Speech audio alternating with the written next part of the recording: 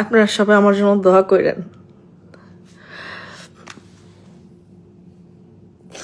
আপনাদের কাছে দোয়া ছাড়া আর কোনো কিছুই চাই না। আমি আপনাদেরকে বলবো ভাবলাম, আবার ভাবলাম বলবো না, আপনারা তো দেখতেই পারবেন।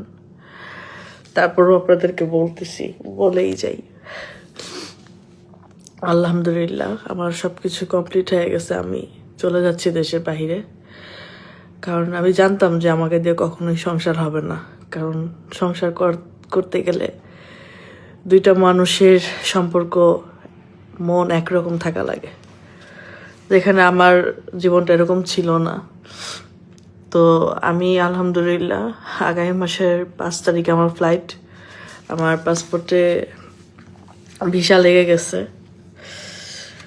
এখন আর কোনো ওই ঝামেলা নেই। আলহামদুলিল্লাহ 5 তারিখে চলে যাব। কোন দেশে যাব বা কি ভালো মতো সব কিছু জানবেন। হ্যাঁ, আমি চলে যাচ্ছি। আমার বাংলাদেশে আর থাকা হলো না।